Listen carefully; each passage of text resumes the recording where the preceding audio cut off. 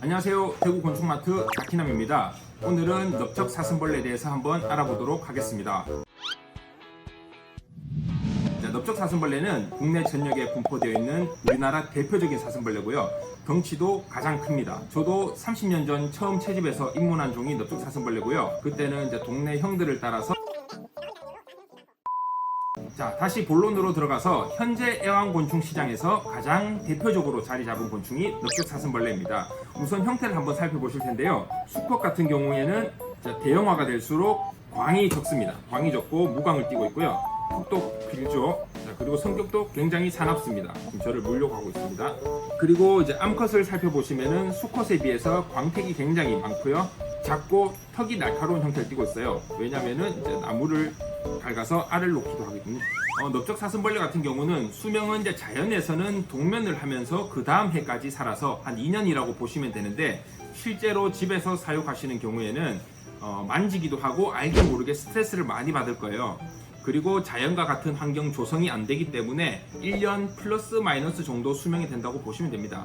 저한테 저기 죽었다고 이제 연락 오시는 분들이 한 두어 명 계셨는데, 사슴벌레가 죽은 이유는 여러 가지가 있습니다. 첫 번째로는 너무 건조해서 죽게 됩니다. 그리고 두 번째로는 톱밥 사육의 경우 수분이 많아지게 되면은 톱밥에서 이제 재발효가 일어납니다. 그렇게 되면은 이제 가스가 발생을 하게 되고 그 가스에 중독이 되어서 죽기도 합니다. 그리고 세 번째로는 굶어서 죽는 경우가 있어요.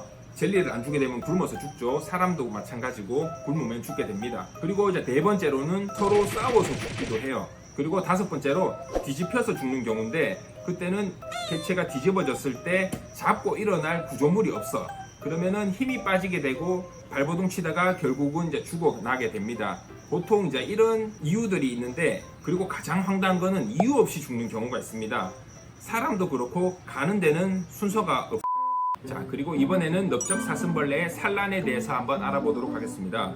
사슴벌레 같은 경우는 보통 25도 정도 온도에 알을 낳고요. 2, 3주쯤 지나면은 부하고 일령 애벌레가 됩니다. 1령 애벌레에서 2령 애벌레가 되는 데는 대략 한 달 정도, 2령에서 3령까지 역시 한 달 정도, 3령에서 건데기가 되는 데까지 걸리는 시간은 석 달에서 7달까지 걸리기도 합니다.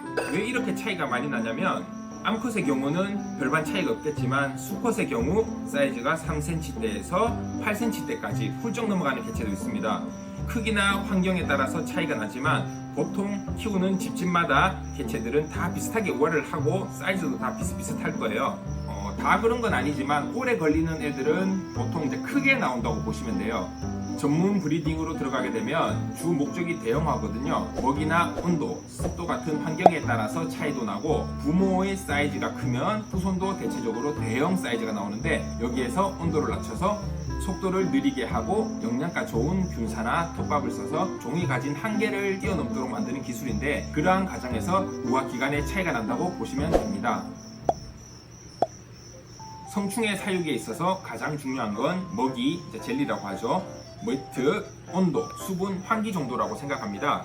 첫째로 이제 먹이는 끊겨서는 안 되지만 그렇다고 너무 자주 주시는 것도 추천드리지 않습니다. 저한테 하루 만에 젤리를 다 먹었는데 매일 줘야 하나요? 라고 이제 문의가 자주 오시는데, 먹는 것보다 저지리해서 흘려버리는 게 대부분입니다. 그 잔여물이 톱밥에 스며들게 되면 진드기나 잡벌레가 생기게 되고 위생적이나 시각적으로도 보기 좋지 않게 됩니다.